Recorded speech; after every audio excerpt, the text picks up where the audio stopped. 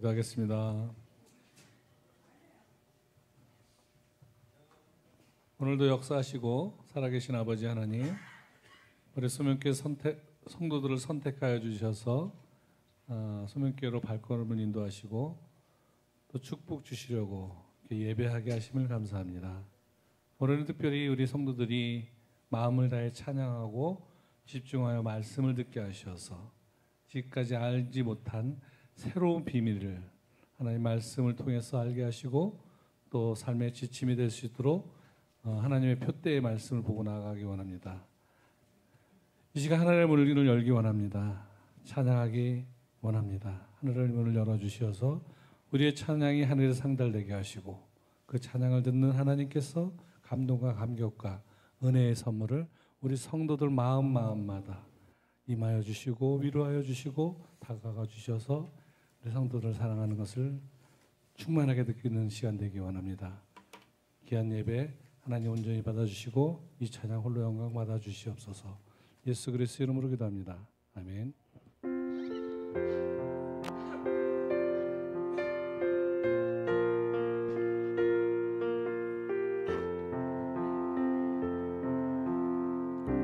예수 나를 오라하네,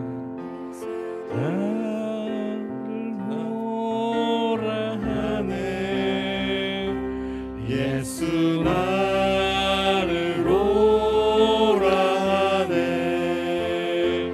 어디든지 주를 따라 주와 같이 가려네.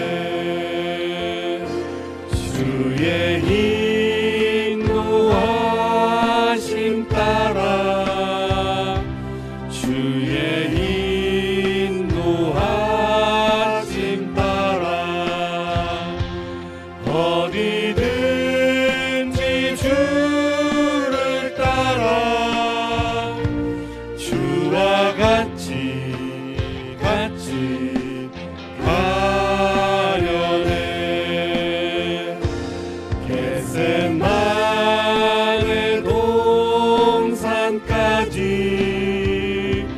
주와 함께 가려 하네. 빛땀 흘린 동산까지 주와 함께 가려네. 주의 인도하심 따라 주의 인도하심 따라 어디든지 주를 따라 주와 같이 가려네. 심판하실 자리까지 주와 함께 가려 하네. 심판하실 자리까지 주와 함께 가려네. 주의 인도하심 따라 주의 인도하심 따라 어디든지 주를 따라 주와 같이 가려네. 주가 크신 은혜 내려 나를 항상 돌보시. 아멘. 크신 영광 보여주며 나와 함께 함께 인도하심 주의 인도하심 따라 주의 인도하심 따라 어디든지 주를 따라 주와 같이 가려네.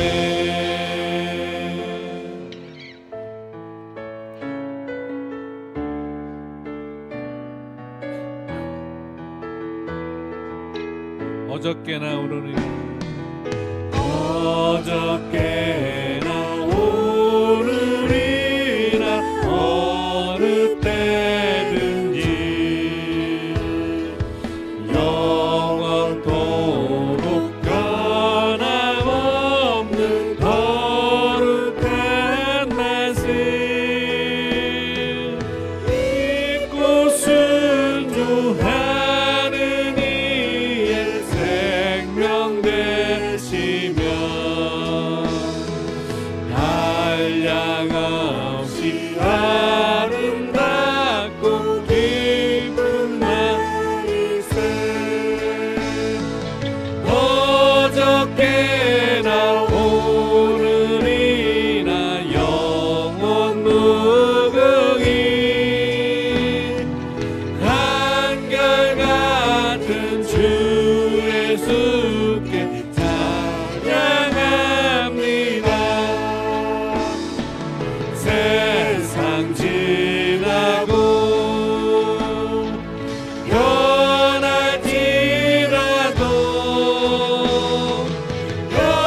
영원하신 주 예수 찬양합니다.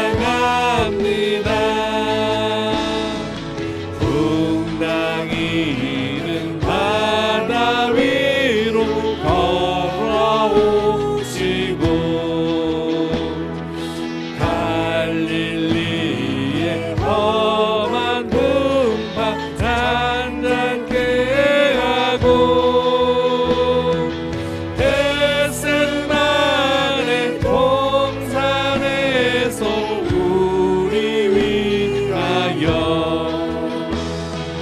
눈물 짓고 기도하신 고난의 주님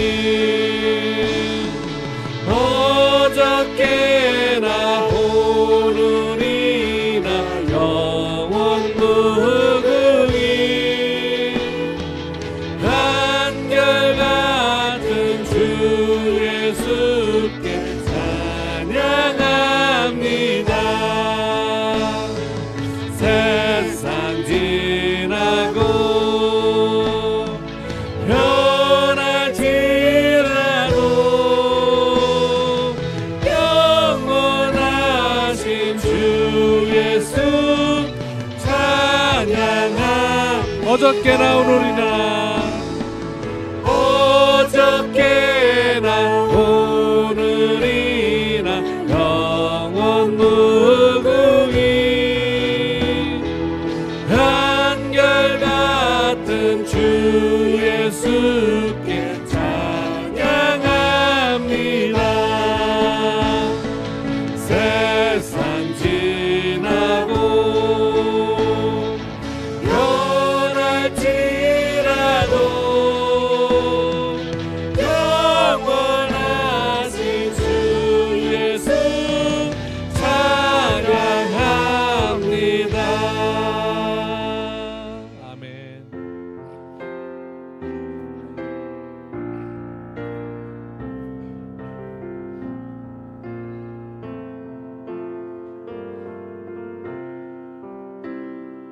하늘보다 높은 주의 사랑 하늘에서 주 자비 내려 영원한 사랑 알게 하소서.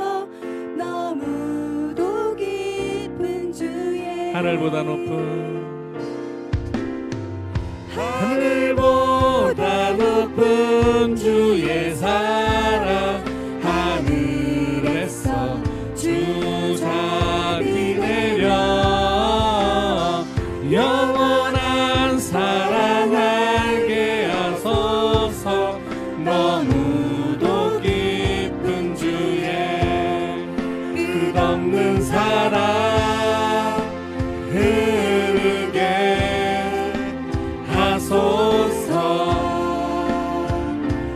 사랑 더 알게 하소서.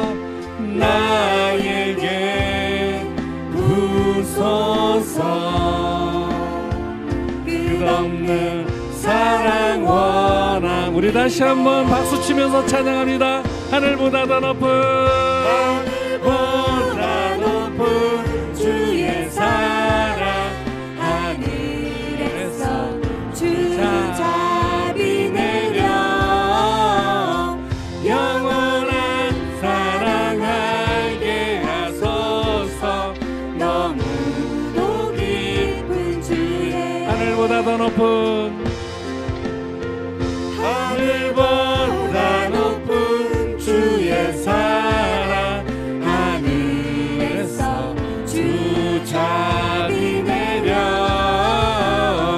영원한 사랑 알게 하소서. 너무도 깊은 주의 끝없는 사랑 흐르게 하소서. 주 사랑 더 알게 하소서. 나에게 부소서. 끝없는 사랑 원함. 끝없는 사랑, 끝없는 사랑 흐르게 하소서. 주 사랑 더 알게 하소서. 나에게 부소서. 끝없는 사랑 원. 우리 목소리로 찬양합니다. 끝없는 사랑, 끝없는 사랑 흐르게 하소서. 주 사랑 더 알게 하소서. 나에게 부소서. 끝없는 사랑 원함. 끝없는 사랑,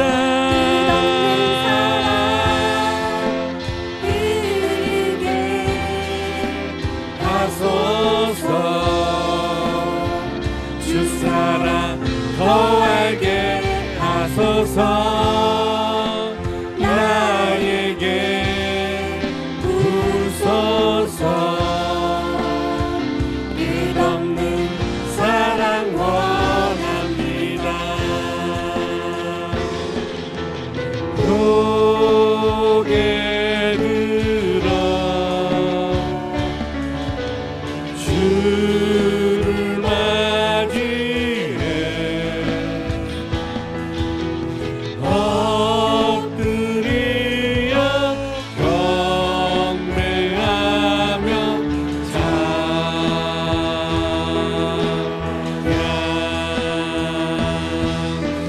왕의 위엄을 신령과 진정한 찬양으로 영광 돌려 만왕의 왕께. 우리 시간 기도할 때 우리 이제 하나님을 알게 하셨고 구원의 확신을 주셨으니 이제는 어린아이의 신앙이 아니라 예수 그리스도의 모습을 닮아가는 성화된 모습으로 참된 그리스도인이 되게 해달라고 다 같이 주여 한 목소리 기도하겠습니다. 주여, 아버지 하나님, 오늘도 온전히 우리 예배를 아버지 말라주시기 바랍니다. 하나님, 이제는 우리 어린아이가 아니라 아버지 이제 성장된 성숙된 모습으로 아버지 하나님의 훈련받은 자로서 생명을 구하는 자 되게 하시고 기도하는 중부자가 되게 하시고 아버지 하나님 참된 모습의 예수 그리스도의 향기를 포만하는 우리 아름다운 성도 되게 하여 주시옵소서. 오늘 예배를 온전히 받아주기를 원합니다. 예배의 주관자는 하나님의 신조로 믿습니다. 하나님 앞에 아버지 우리가 영광을 돌리게 하시고 우리 성도들이 살아가는 이 삶에 하나님이 지혜와 능력을 허락하시고 오늘 이 예배를 하나님이 은혜 가운데서 아버지 받으시는 영광스러운 예배가 되도록 도와주시옵소서. 전능하사 천지를 만드신 하나님 아버지를 내가 믿사오며 그의 아들 우리 주 예수 그리스도를 믿사오니 이는 성령으로 잉태하사 동정녀 마리아에게 하시고 본디오 빌라도에게 고난을 받으사 십자가에 못 박혀 죽으시고 장사한 지 사흘 만에 죽은 자 가운데서 다시 살아나시며 하늘에 오르사 전능하신 하나님 우편에 앉아 계시다가 저리로서 선자와 죽은 자를 심판하러 오시리라. 성령을 믿사오며 거룩한 공예와 성도가 서로 교통하는 것과 죄를 사하여 주시는 것과 몸이 다시 사는 것과 영원히 사는 것을 믿사옵나이다. 아멘.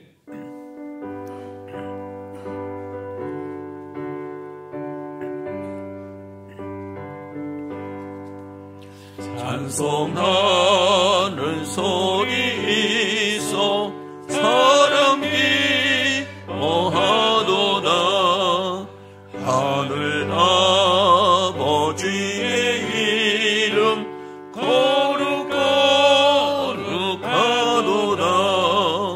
세상 사람 찬양하자. 거룩하신 하나님께 할렐루야 할렐루야 할렐루야 아멘. 하나님의 나라 권세 영원토록 있도다. 하나님의 영광 나라 거룩하도다. 하늘 보좌 계신 주님 세상 주관하시도다. 할렐루야 할렐루야 할렐루야 아멘. 하나님의 크신 섭리 그 뜻대로 되도다. 우리 아버지의 뜻은 거룩하도다. 주여 속히 임하셔서 기쁜 날을 주옵소서. 할렐루야 할렐루야 할렐루야 아멘 아멘.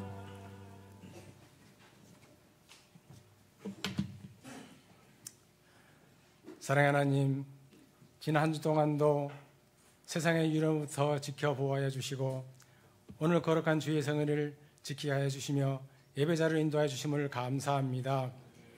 온 마음과 정성과 뜻을 다하여 예배드리게 하시고 아버지께서 기뻐 받으시는 거룩하고 영광스러운 예배가 되게 하여 주시옵소서.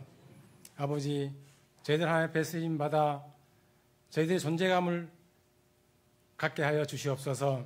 그러한 모든 삶 속에서 오직 하나님의 존재만 나타내는 귀한 삶을 살게 하여 주시옵소서.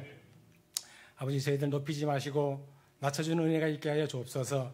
교만하지 않고 겸손의 삶을 살게 하시고 또한 아버지, 저희들 정직하고 진실된 삶을 살게 해 주시어서 여호수아와 갈렙처럼 아버지 끝까지 순종함으로 끝까지 하나님 앞에 쓰임 받을 수 있는 이 자리에 모인 모든 성도들이 다 되게 하여 주시옵소서. 아버지, 우리 소명교회가 노아의 방주가 되게 하여 주옵소서. 생육하고 번성하고 아버지 땅에 충만한 은혜가 있게 하여 주시어서 아버지, 많은 아버지 다음 세대 미래 세대들을 배출되게 하시고 많은 영혼들을 구원할 수 있는 구원의 방주가 되게 하여 주시옵소서.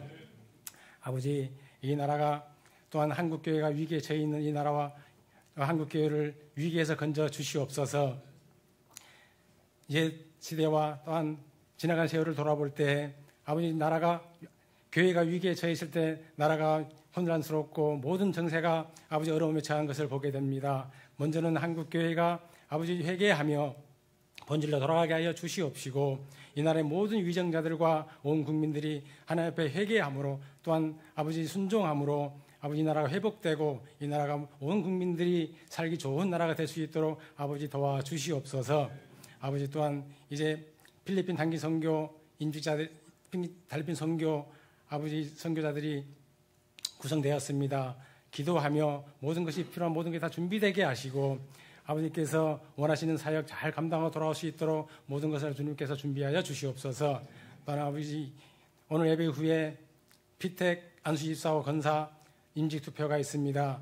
아버지께서 모든 것을 선하게 인도하여 주시옵고 임직자들에게 더욱더 큰 아버지 믿음과 능력과 사랑을 덧입혀 주셔서 임직을 통하여서 아버지 저들에게 더욱더 하나님께 쓰임받는 일꾼들 되게 하여 주시옵시고 임직을 통하여서 우리 소명교회가 더욱더 부흥되고 온 성도들의 삶이 변화되는 역사가 있게 하여 주시옵소서.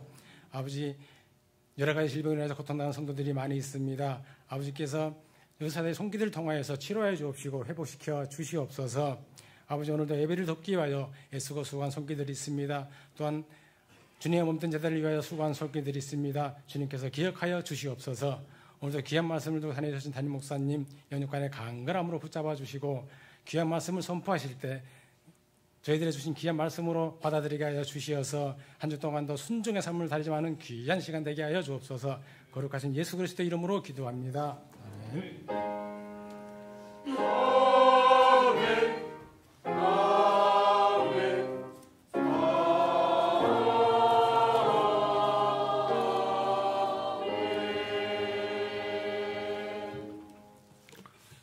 오늘 본문 말씀 보겠습니다. 창세기 30장입니다. 창세기 30장 22절로 24절까지 보겠습니다. 다 같이 봅니다.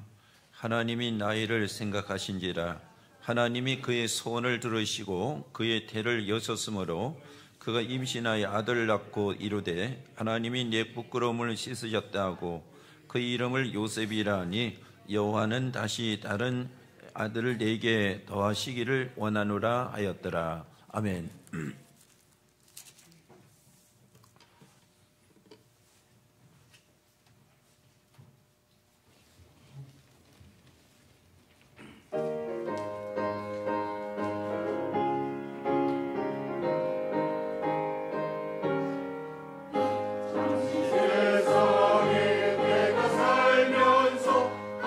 찬송 부르다가 날이 저물어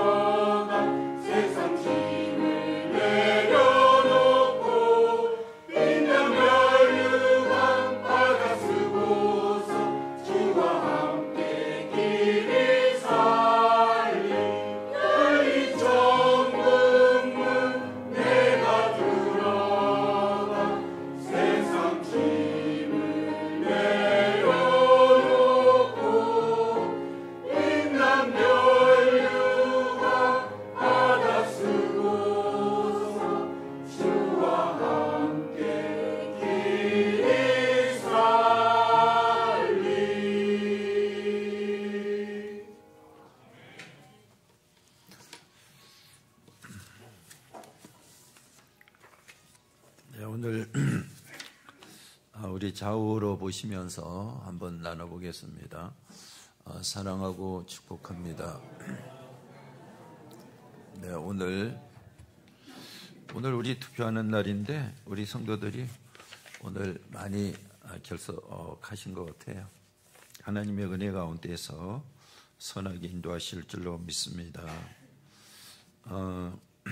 우리 교회에서 계속 진행되고 있는 우리 전도하는데 여러분들이 열심을 내주시기를 바라겠습니다.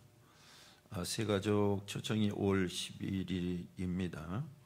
우리 전 성도들이 힘써 주시고 아직 이제 대신자를 못 정하신 분들은 정해서 꼭 제출해 주시고 4월 달서부터는 이제 확인을 해야 되죠. 이제 우리 대신자 정했으니까 어느 정도 진전이 됐는지 이렇게 확인하면서 우리 진행을 합니다. 여러분들이 같이 집중해 주시기를 바라고요. 우리가 주님의 일하고 교회 일하는 것은 영적인 것이기 때문에 기도 없이는 우리가 힘써 나갈 수가 없어요. 그래서 기도를 여러분들이 힘써 주시고 우리 장로님이 아까 기도하실 때 한국교회가 위기라고 그랬는데요. 국민일보에 이제 며칠 전에 나온 것을 보면 90.3%가 위기라 이렇게 나왔어요. 근데 그게 무엇이냐면 우리가 예배 드리는데 우선 예배 인원도 많이 참석하지 않지만은 예배를 드리면서 사람들이 예배에 집중을 못 하잖아요. 우리 교회도 현상이 찬양하고도 예배에 집중이 안 되고 이런 것들이 실제는 신앙으로 연결이 안 되는 거예요. 그래서 굉장한 위기다. 그리고 또 한 가지는 회개가 일어나야 되는데 회개가 안 일어나잖아요. 이런 것들이 위기다. 우리가 막연히 생각하는 것이 아니다는 것을 가지고 한국교회 위기가 정말로 지금 눈앞에 90% 이상이니까 서 있다 얘기입니다. 그리고 또 하나는 말씀의 위기다. 말씀이 성경처럼 안전해진다는 것이 또 위기라 이거예요. 그리고 이제 교회는 부흥이 안 되는 것은 당연한 문제고 교회가 위기고 교회가 혼란하면 사회가 똑같이 이렇게 같이 다가오는 거죠. 그래서 사회 현상이 지금의 문제인데 교회 안에서 보면 정확하게 볼 수가 있다 하는 것이요. 그러니까 얼마나 우리가 신앙이라고 하는 것에 집중해야 되는지 그걸 알게 되는 거예요. 그걸 여러분 이제 잘 보시고 이제 봄철 이제 신방이 28일까지만 이제 공식적으로 이제 진행을 하고 또 그 뒤에도 계속해서 합니다.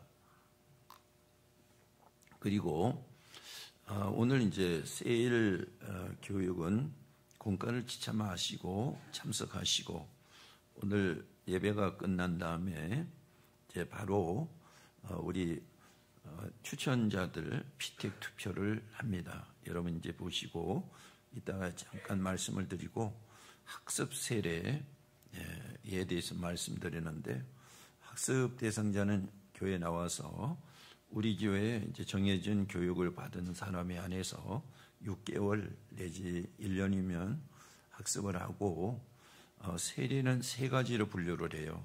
유아 세례가 있고 어린이 세례가 있고 입교 세례가 있습니다. 유아 세례는 이제 4세까지, 어린이 세례는 5세에서 13세까지, 입교는 이제 세례는 했는데 아직 문답을 안 한 유아 세례, 어린이 세례 한 사람들이 한해서 그리고 그 이상은 문답을 하면서 세례로 갑니다. 여기 대상 되신 분들은 본인이 직접 신청하거나 세일 장들을 통해서 신청을 해 주시면 됩니다. 4월 13일 날 예식을 합니다. 임시 당일을 다음 주 오후 12시 50분에 합니다. 당받기는 계속하는데 오늘 오후 1시 20분에 합니다. 또 한 가지는 여기 광고 상황에는 안 나와 있는데 이제 우리 성도들이 힘쓰고 또 마음을 모아서 저희 개인 차량을 구입을 해 주셨어요. 몇 년 전서부터 계속 이야기들을 하셔서 때가 아니다. 그래서 몇 년 미루다가 2025년 돼서 한번 생각해 보자 그랬는데 올해는 또 어렵잖아요. 그래서 또 미루자 이렇게 했는데 더 미뤄서 되겠습니까? 이렇게 하면서 이제 많은 분들이 이제 마음을 모아서 이제 차를 구입을 해서 저에게 이제 전달을 해 주셨어요. 모든 성도들께 감사를 드리고 어려운 때 미안한 마음도 있지만은 감사하고 고마운 마음을 전합니다. 우리가 기도하도록 하겠습니다. 하나님 아버지, 오늘도 이 시간 가운데 인도하시는 하나님의 은혜를 감사합니다. 성령 하나님께서 아버지 계절의 변화처럼 우리들이 삶의 변화에서 끊임없이 그 단계에 맞는 은혜를 허락하여 주시옵소서. 또 오늘 말씀의 은혜를 허락하시고 특별히 이제 우리 영혼 구원하는 것 꼭 기억하셔서 하나님 그 영혼들이 구원 내에서 하늘나라 이루게 하시고 오늘 특별히 이제 우리 임직자들을 위한 이제 투표를 합니다. 하나님의 은혜 속에서 진행되게 하시고 또 이렇게 임직이 이제 진행되고 임직이 될 때 이제 교회가 은혜가 있고 또 영육 간에 또 부흥되는 은혜도 겸하여 주시옵소서. 예수님의 이름으로 기도드리옵나이다. 아멘. 오늘은 이제 우리 교회 눈으로 보는 것보다 이제 코로 냄새 맡는 것이 이제 특별한 것 같아요. 두 가지가 복합되어 있어가지고요. 하나는 우리 교회가 이제 여기 그래도 농촌 지역이잖아요. 근데 이제 봄 되면 이제 주변에 거름을 하잖아요. 네, 냄새 많이 나는 거 아마 개분인 것 같아요. 그 하우스에다 갖다가 이제 많이 이제 거름을 해요. 차로 몇 차 갔다가 주변에다 부니까 그 냄새가 참 굉장하죠. 어제도 했는데 또 그리고 또 하나는 봄이 되니까 우리 1층에 이제 난로 쓰는 거 있잖아요. 그 이제 겨울에는 계속해서 많이 넣어놓는데 봄이 되니까 이제는 요것만 피우고 말아야지. 그리고 신경들을 안 쓰죠. 우리 집사님이 계속 잘하시는데. 그랬더니 아침에 이게 좀 타다가 이게 이제 이게 연료가 없어지니까 이게 냄새가 나는 거야. 계속 그냥 타버리니까. 두 가지가 합하니까 교회가 얼마나 냄새가 나고 짜증이 나겠어요. 근데 좀 이제 정화가 되니까 좀 덜해지죠. 우리가 성경에서 보면 참 이 세상에 짜증난 일이 많았고 힘든 일이 많은 것 같아요. 근데 이상하게 하나님과 관계가 되면 그것이 변화가 되었어요. 우리가 이제 베델을 하면 참 하나님의 집이다. 단을 쌓는 곳이다. 이러면서 참 은혜로운 곳이잖아요. 그런데 여기가 원래 루스였다. 이제 들판, 나무가 듬성듬성 있는 들판이었다. 근데 여기 야곱과 하나님이 만난 다음에 달라졌어. 베델로. 그리고 이제 신약에서 보면 이제 나인성이라고 있어요. 근데 나인성이 그렇게 좋지 않은 성이죠. 이제 과부된 사람이 하나 있는 아들이 죽어서 이제 통곡을 하면서 나오죠. 근데 예수님께서 나인성 거기 바로 통곡의 성에 가셔서 그 아이를 살려주셨어. 그리고 나서 이제 그 다음에 명칭이 붙었는데 앞당겨서 사용했기 때문에 그게 나인성이라고 그랬는데 나인성이 향기 나는 성이잖아요. 그러니까 우리가 하나님 앞에 은혜를 받고 나면 우리 주변이 달라지고 해요. 그리고 우리들이 죄인이고 그렇지만은 향기 나는 사람이 되는 거예요. 하나님 앞에서 이렇게 변화를 가져올 수가 있는 겁니다.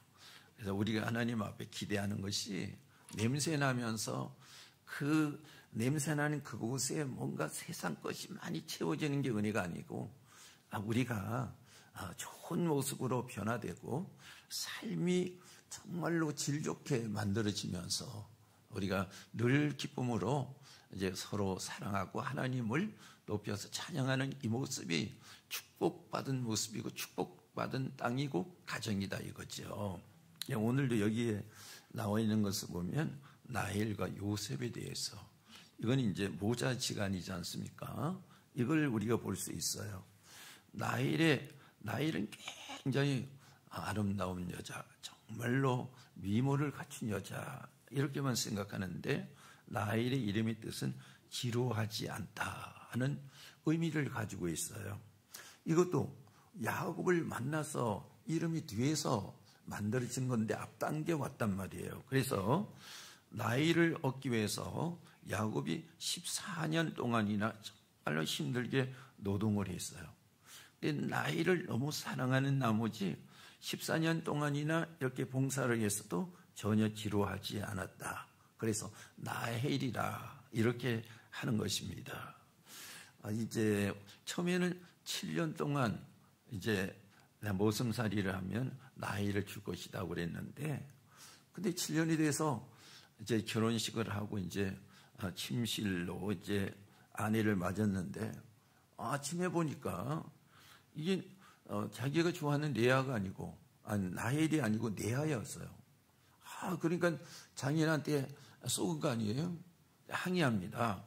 왜 라헬을 준다고 해서 7년 동안 이렇게 처가살이를 하면서 정말로 수고했는데 왜 레아를 들여보냈습니까? 이렇게 항의를 하죠. 그러니까 그 장인이 또 얘기를 합니다. 야, 우리 여기 문화가 그런 거야. 언니가 먼저 결혼을 하고 동생이 나중하게끔 돼 있어. 그래서 할 수 없이 언니 레아를 보낸 거야. 너 그러면 라헬 또 생각이 있냐? 그러니까 그래요. 그러면 7년 동안 더 봉사를 해라. 그러면 14년 된 거 아니에요. 14년 동안 라헬을 얻기 위해서 참 그렇게 모슴살이로 얼마나 힘들었겠습니까? 그런데도 전혀 지루하지 않았다. 얼마나 사랑했으면 그렇게 힘들게 섬겼으면도 지루하지 않았을까, 그거예요. 그런데 라헬은 남편의 사랑을 독차지하지 않아요. 그리고 이제 그뿐 아니라 이제 남편이 이제 나중에 보면 거부가 되잖아요. 부족한 게 전혀 없어요.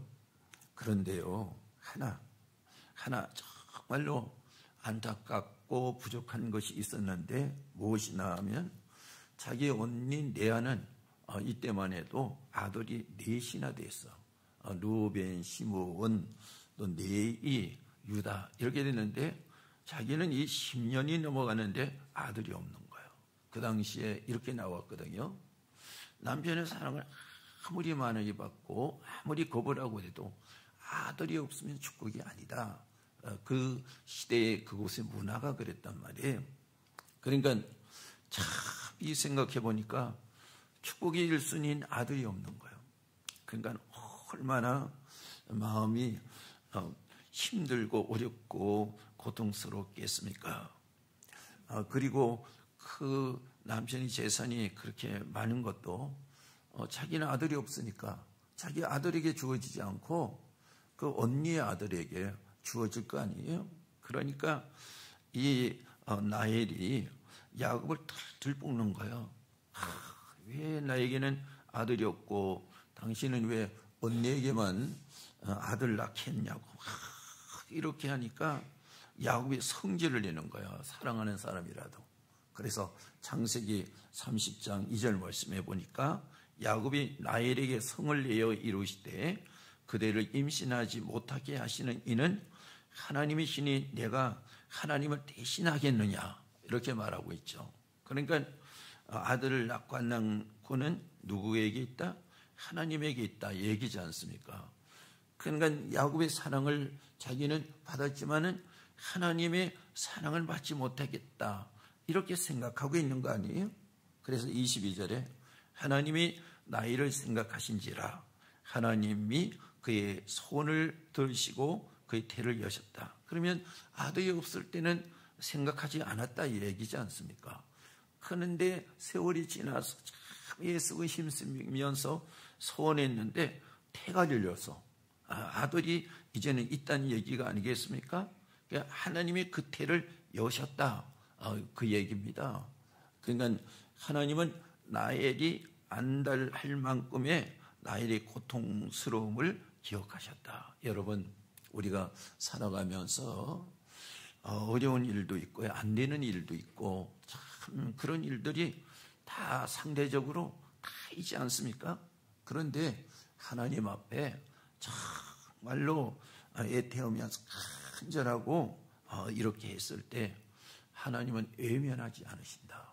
여러분, 우리가 하나님을 찾는 이유가 뭡니까? 그냥 이 땅에 그냥 우리가 하나님을 찾지 않고 살아가도 하나님께서는 다 은혜 주시고 구원을 주신다면 우리가 왜 하나님을 찾아 나오겠습니까? 안 나오는 거예요. 예배할 필요도 없는 거잖아요. 그러니까 우리에게 있는 어렵고 상대적인 큰 문제들이 있어. 그래서 하나님 앞에 우리가 하나님을 기쁘게 하지만은 하나님을 찾는 거 아니에요. 하나님, 우리에게도 어려움이 있습니다.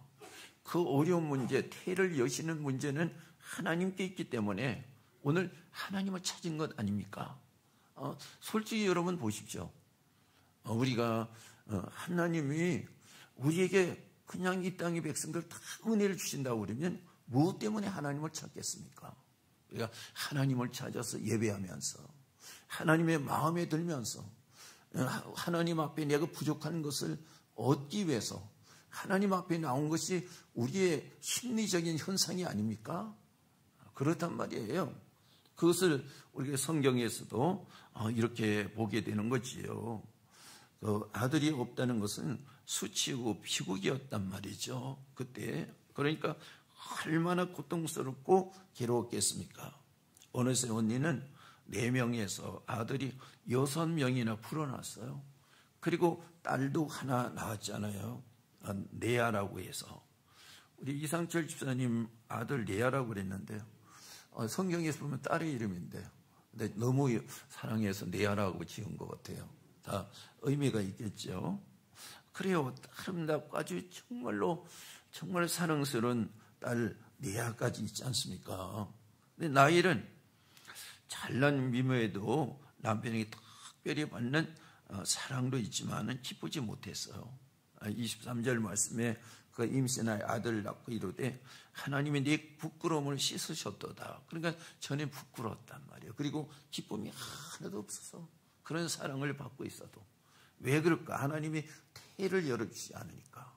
세상의 사랑을 다 받고 있고 세상에 부족함이 없어도 기쁨이 없었다. 그러니까 하나님이 태를 열어주시니까 이렇게 기쁨이 있었다. 요즘엔 뭐 그렇지 않지 않습니까? 그러니까 부끄러운 여자로 이렇게 추락했었는데 하나님은 그때에 태의 문을 열어주셨다. 그 22절 하나님이 나이를 생각하신지라 하나님이 그의 손을 들으시고 그의 태를 여셨으므로 이렇게 나오게 있는 것이죠. 그래서 열고 닫는 키는 누구에게 있다? 하나님에게 있다 얘기입니다. 그래서 여러분 우리가요 우리 인생에 열고 닫는 키를 우리가 가지고 우리 마음대로 한다면 여러분 신을 찾습니까? 하나님을 찾습니까? 안 찾아요. 아무리 이론적으로 설명이 다 있어도 내가 할 수 있다면 어떻게 하나님을 찾습니까? 키는 하나님이 가지고 있기 때문에 하나님을 찾는 거예요.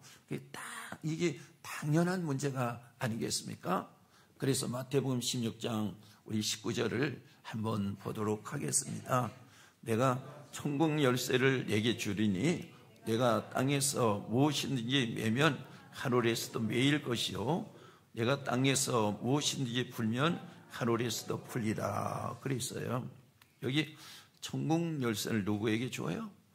베드로에게 주겠다. 이것은 교회 영원 구원과 관계가 있지만은 그 안에서 있는 내용들을 또 담아서 본다면 하나님께서 문을 닫고 여는 문이 하나님에게 있다 이거잖아요. 그러면 하나님께서 베드로에게 주시는 사명이 있잖아요. 그 사명을 하나님의 뜻대로 했을 때 베드로에게 채워주신 것, 필요한 것은 채워주시는 것은 누가 하신다? 하나님이 하셔요. 하나님이 하늘 문을 닫고 하시는 분이 하나님이시다 하는 것입니다. 그래서 열고 닫는 것은 하나님 앞에 있다. 여기 태의 문을 열고 안 열고도 하나님 앞에 있다. 그 인생의 문을 열으시는 분이 누구예요? 하나님이시단 말이에요. 인생의 문을 여시는 분이 정말로 하나님이셔요. 저는요, 인생의 문을 닫고 여시는 분이 하나님인 것을 저는 알아요. 저는 하나님을 늦게 믿었지요. 근데 한 가지 문제가 꼬이니까 20가지, 30가지 문제가 꼬이더라고요. 이건 도저히 풀 수가 없어요. 네, 어느 날 제가 이제 교회 문을 드나들면서 참 이거 이럴 수도 저럴 수도 없어. 근데 하나님께서 이제 꿈 가운데서 참 보여주셨는데 그게 사실로 나타났거든요. 꿈 가운데 제 있는 위치를 보여주셨어. 이제 절벽이 위에도 안 보이고 아래도 안 보여요.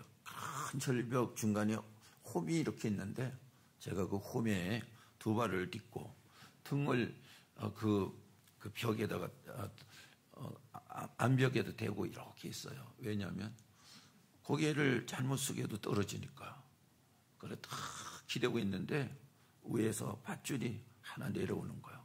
내려오는데 밧줄이 세 건데 좀 약한 것 같아요.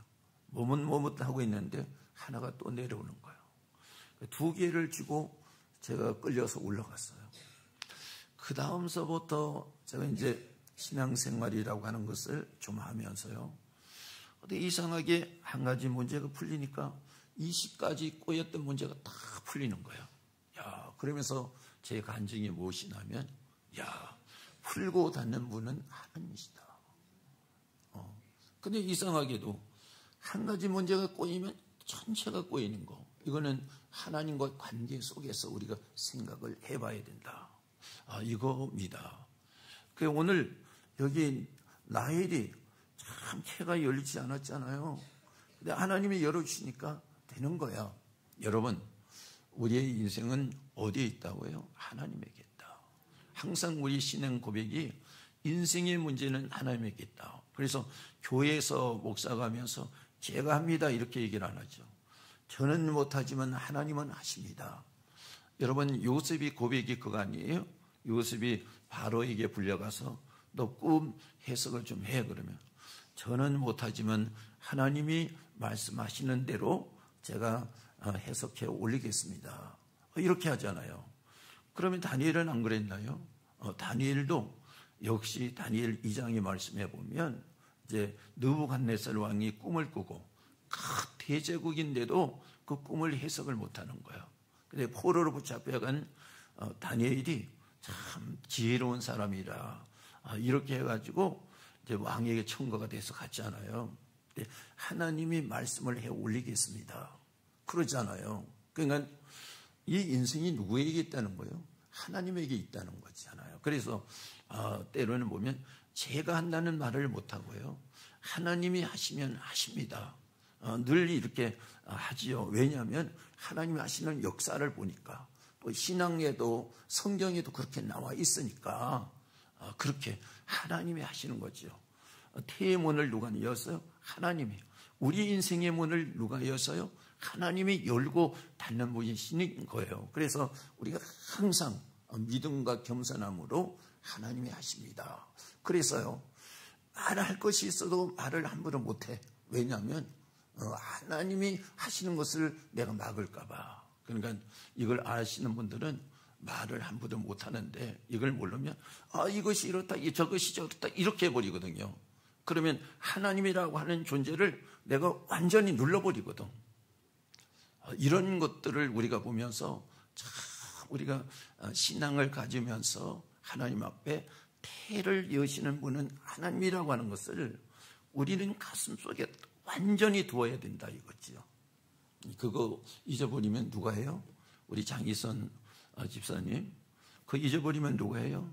태의 문을 하나님이 여신다고 하는 것은 잊어버리면 누가 해요? 내가 하는 거지요. 장희선 집사님이 이제 학위 딸라고 그러죠. 학위 따고 나면 내가 학위로 한다. 그렇게 할 수 있죠. 천만의 말씀.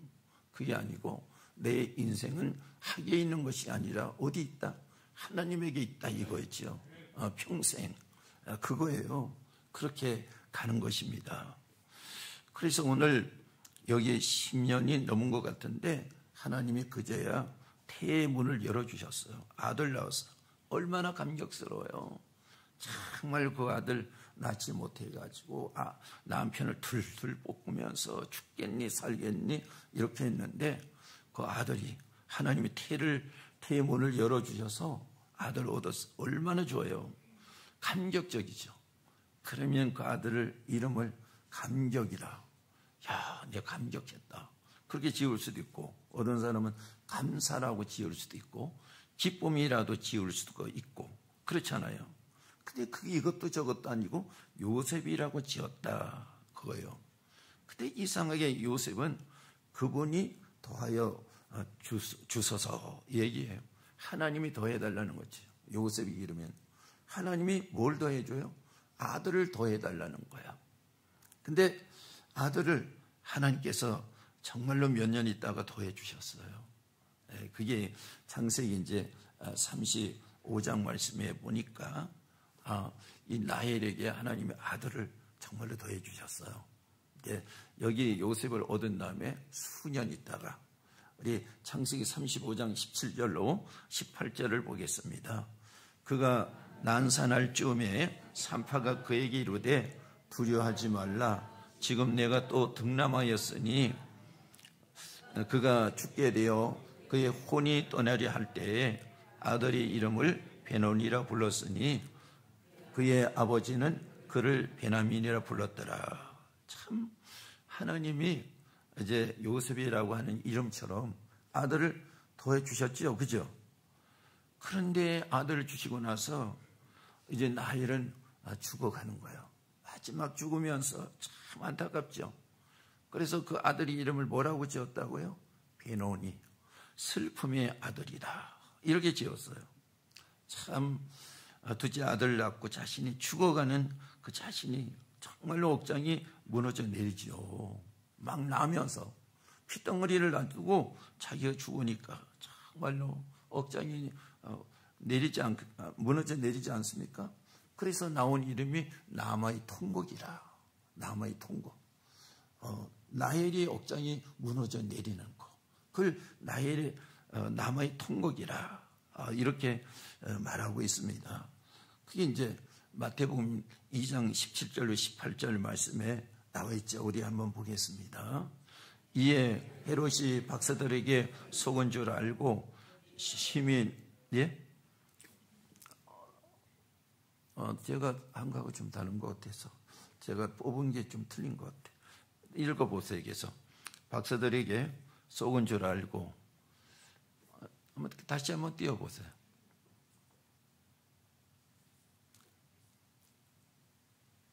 안 나와요? 그럼 제가 읽을게요. 2장 17절 18절에 예, 헤롯이 박사들에게 속은 줄 알고 심히 노하여 사람을 보내어 베들레헴과 그 모든 지경 안에 있는 산의 아이를 박사들에게 자세히 알아본 그때를 기준으로 하여 2살부터 그 아래로 다 죽이니 이에 선지자 예레미야를 통하여 말씀하신 바 라마에서 슬퍼하며 크게 통곡하는 소리가 들리니 라헬이 그 자식을 위하여 애곡하는 것이라. 그 자식이 없으므로 위로받기를 거절하였더라 함을 이루어졌느니라 그랬어요. 여기 그 아들 둘째를 낳고 자기는 죽어가는데 얼마나 애통이겠습니까? 남아의 통곡이라. 남아라고 하는 곳은 실제 있었거든요. 예루살렘에서 북쪽으로 베들레헴으로 가는 그 중간에 남아가 있어요. 그런데 여기에 실제로 여기서 라헬이 죽은 것도 아니고 여기에 무덤이 있는 것도 아니거든요. 이 라헬의 무덤은 베들레헴에 있거든, 남쪽에. 예루살렘 남쪽에 8km 지점쯤에 있거든요. 우리 이제 신성교사님이 이제 이 선교하고 양육하는데 베들레헴에 있는 것 같아. 어떤 데 전화하다 보면 목사님 제가 베들레헴에 지금 양육하러 가요. 그런데요. 그 부근에 남쪽에 있는데 북쪽에 남아의 통곡이라고 나와 있어. 이것은 여기서 죽은 것도 아니고 여기서 묻힌 것도 아닌데요. 왜 통곡이라고 할까? 여기는 예수님이 십자가의 상에서 달렸을 때와 연관을 시켜보면 답이 나오는 거예요. 그 연관을 시키면 우리 이제 마태복음 27장 46절을 한번 읽어보도록 하겠습니다. 제 9시쯤에 예수께서 크게 소리질러 이르되 엘리 엘리 라마 사박다리 하시니 이는 곧 나의 하나님 어찌하여 나를 버리셨나이까. 여기 엘리 하고 그 다음에 뭐 나오죠? 라마. 여기 라마가 여기 라헬이 통곡했던 라마와 뜻이 똑같은 거예요. 그 얘기가 무슨 얘기냐면 라마라고 하는 것은 왜 어찌하여 이 뜻을 가지고 있거든요. 그러니까 실제로 여기에 라헬이 장소적으로 여기 라마라고 하는 곳에서 죽고 거기에 묻힌 것이 아니고 라마의 통곡이라고 하는 것은 예수님이 십자가에 달리셔서 하나님께서 예수님이 그렇게 부르짖어도 아무 대답도 없어. 그럴 때 예수님이 얼마나 힘들고 고통스러웠어. 왜 하나님께서 내가 부르짖어도 하나님은 왜 대답하지 않으십니까? 그때 예수님의 심정을 알게 되는 거죠. 자기는 자기가 잘못해서 죽는 것 아닌데 십자가에 달려서 얼마나 고통스러워요. 견딜 수 없는 거예요. 그래서 왜 하나님께서 대답하지 않으십니까? 그 얘기죠.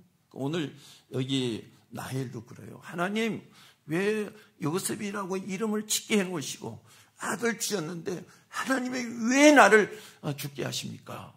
이 뜻이에요. 이게 뭔가 우리는 알 수 없어요. 그게 하나님의 섭리라는 거. 하나님의 섭리. 라마 왜라고 하는 그 속에는 하나님의 섭리. 하나님의 섭리는 우리가 알 수 없다 이거예요. 하나님의 섭리. 하나님의 섭리를 우리가 또 조금 앞당겨 본다면 하나님의 계획이요. 하나님의 계획을 우리가 알 수 없어요. 근데 다만 하나님의 말씀을 따라서 순종하면서 가다 보면 하나님의 섭리라고 하는 것을 발견하는 거야 이게. 그래서 우리는 하나님의 말씀을 어떻게 해야 된다고요? 순종하면서 갈 때 보면 하나님의 뜻, 하나님의 섭리를 발견하게 되는 거예요. 여기서 얼마나 슬픕니까? 얼마나 고통스럽습니까? 근데 하나님의 섭리가 뭡니까? 그 아들 라헬의 첫아들이 누구죠? 요셉이. 요셉이 엄마가 없잖아요. 그리고 엄마가 피덩어린 자기 동생 베냐민을 나놓고 갔죠. 그 베냐민을 보면서 얼마나 가슴 아파요. 그러면서 누구를 바라봐요? 하나님을 바라보는 거죠. 하나님을 정말로 그 엄마의 남아의 그 고통스러운 심정으로 그 동생을 보면서 하나님을 바라보는 거예요. 하나님은 그 요셉을 마음에 두신 거예요. 하나님을 바라보면서 그렇게 엄마처럼 통곡하는 요셉을 바라보는 거죠. 그래서 뭘 주셨어요? 요셉에게 꿈을 주셨잖아요. 창세기 37장 말씀해 보니까 한 분은 꿈을 꾸는데 하늘에 11별이 요셉을 향해 절하죠. 한 번은 이제 곡식 11단이 요셉의 곡식단을 향해서 절하죠. 라마의 어머니처럼 통곡하는 요셉을 하나님은 마음의 기억을 하셨다 이거죠. 그 요셉이 어떻게 됐어요? 요셉이 또 추락을 더해서 팔려가는 거예요. 노예로. 그래서 애굽의 보디발의 집에 노예로 팔렸잖아요. 얼마나 어려워요. 이게 누명을 쓰고. 그러면서 누구만 바라봐요? 참 애곡하는 심령으로 하나님만 바라보잖아요. 그럴 때 하나님께서는 이제 애굽 왕이 꿈을 꿨는데 꿈을 누가 그 넓은 그 지식의 지혜 가진 사람이 많은데 해석을 못하는 거예요. 그때 누구를 기억했어요? 요셉의 꿈을 통해서 복직한 술 맡은 관원장이 요셉을 기억해서 왕에게 청구를 했잖아요. 왕이 이 애굽에는 내 꿈을 해석하는 사람이 없는데 그러면 그 사람을 데려오라. 그래서 요셉이 아직 제대로 크지도 않은데 가서 하나님 앞에 기도하고 바로에게 그렇게 얘기하죠. 하나님이 말씀하시는 대로 제가 해석해 올리겠습니다. 해석 올렸죠. 7년은 풍년이 될 것이요 7년은 흉년이 될 것이요. 다 보니 맞는 거예요. 그 왕의 꿈이. 그래가지고 그 자리에서 어떻게 했습니까? 자기 인장반지를 빼서 요셉의 손에 끼워주면서 왕의 권한을 주셨잖아요. 그래서 총리로 시킨 거 아니에요. 거기서 흉년이 들었는데 그 흉년이 다 세상 사람들이 나와서 곡물을 사가잖아요. 그런데 요셉의 고향 그 야곱 아버지 집에도 먹을 것이 없으니 사러 온 거야. 그래서 요셉이 보니까 야 우리 형들이구나. 그래서 그걸 보면서 하나님의 섭리를 깨닫게 된 거잖아요. 나중에 형들이 이제 요셉이라는 거고 하는 것을 알게 되니까 엎드려서 제가 동생을 우리들이 팔았습니다. 죽이려고 했습니다. 용서해달라고 그러니까 요셉이 이렇게 얘기했죠. 하나님이 이때가 될 것을 알고 당신들보다 나를 먼저 보냈지 않습니까? 이 얘기가 뭐예요? 하나님의 섭리가 있었다는 거예요. 그러니까 남아의 통곡에서 무엇을 발견했어요? 하나님의 섭리를 발견한 거예요. 우리가 교회에서 울부짖으면서 기도하면서 무엇을 발견해요? 하나님의 섭리를 발견하는 거예요. 하나님의 섭리를 발견하면서 순종하면서 할 때 협력해서 선을 이루는 하나님의 역사가 우리 안에서 정말로 황금보다도 크게 하나님이 주시는 최대의 은혜가 우리에게 임하게 되는 거예요. 이 남아의 통곡에서 볼 수 있는 거다. 그래서 여러분 성도들이 내가 할 수 있습니다 이런 얘기하는 게 아니고 이게 하나님이 하신 일인데 이게 맞다 이것이 틀리다 이렇게 하는 게 아니에요. 내가 하나님이 내게 아픔을 줘도 하나님의 뜻이거니 하면서 그 아픔을 하나님 앞에 토하면서 하나님의 뜻대로 이루어가기를 위해서 기도할 때 하나님은 섭리를 통해서 나타나는 결과가 일어나게 되는 거죠. 그래서 요셉을 통해서 아브라함에게 언약하셨던 그 백성을 어디서 만들었어요? 그 요셉의 가족들이 다 애굽에 내려와서 여기 400년 동안 살면서 민족을 이루어서 다시 가나안에 갔잖아요. 하나님의 언약 속에서 이루어졌는데 그 섭리를 누가 탔어요? 라마에서 라헬이 고통스러워하면서 그 아들 요셉을 섭리 가운데 맡겼을 때 하나님은 그 요셉을 통해서 하나님의 역사적인 일을 이루어냈단 말이에요. 여러분 세상이 두렵습니까? 하나님은 우리가 남아의 통곡을 할 때 하나님은 위대하게 하나님의 나라로 하나님이 만들어 놓으시는 거예요. 이 기대가 하나님 앞에 있지 않습니까? 여러분 이 역사가 우리 성도들이 남아의 통곡 속에서 일어나길 바라고요. 그래서 겸손하십시오. 그래서 순종하면서 가십시오. 그럴 때 하나님이 주시는 참된 은혜라고 하는 것, 축복이라고 하는 것을 여러분들이 손에 쥐고 냄새 맡고 체험하게 되는 은혜가 임하게 될 것이라는 거예요. 우리 하나님 앞에 한번 기도하도록 하겠습니다. 주여 하나님 아버지, 오늘도 이 시간 가운데 우리를 인도하시는 하나님의 은혜를 감사합니다. 섭리의 은혜가 오늘 이 시간 가운데 우리 성도들에게 임하도록 할렐루야. 하나님 아버지 도와주시옵소서. 그 능력의 아버지 은혜가 오늘 아버지 우리 성도들에게 임하게 하시고 우리 성도들이 남아의 통곡의 의미를 알게 하시고 아버지 그것은 하나님의 섭리 가운데서 순종하면서 나갈 때 하나님이 아버지 계획하셨던 아버지 그 패턴 속에 들어가게 되면서 그 안에서 우리 성도를 통해서 하나님이 이루어내시는 하나님의 역사를 보게 될 것이라는 것입니다.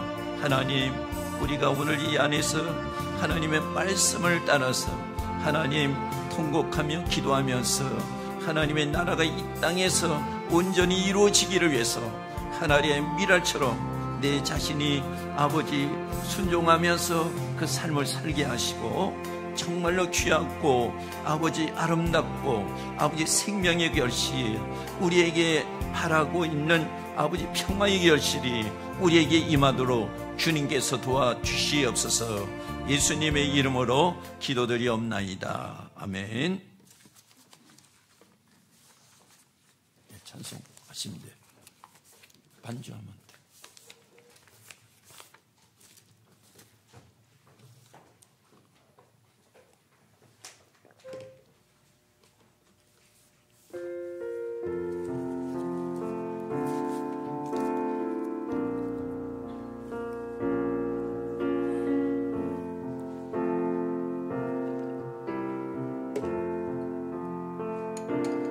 내 인생 여정 끝내요 강 건너 언덕 이를 때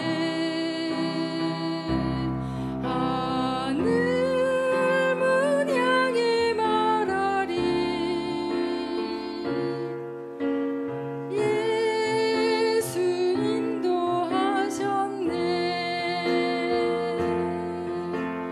매일 발걸음마다 예수 인도하셨네 나의 무거운 죄 짐을 모두 벗고 하는 말 예수 인도하셨네 이것이 벗길 인생은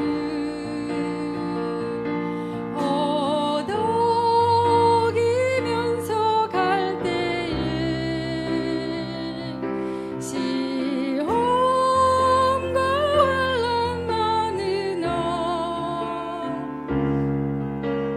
예수 인도하셨네 매일 발걸음마다 예수 인도하셨네 나의 무거운 죄 짐을 모두 벗고 하는 말 예수 인도하셨네 예수 인도하셨네 내 밟은 발걸음마다 주 예수 보살피시사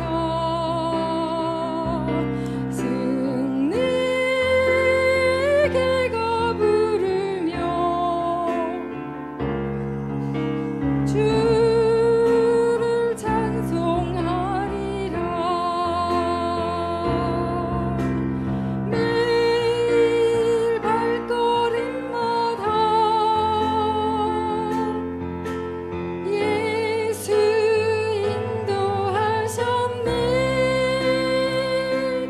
나의 무거운 죄 짐을 모두 벗고 하는 말 예수 인도하셨네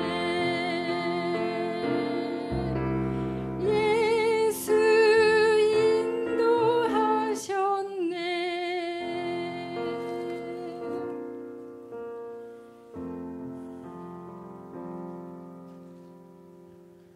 참 좋으신 아버지 하나님 감사합니다.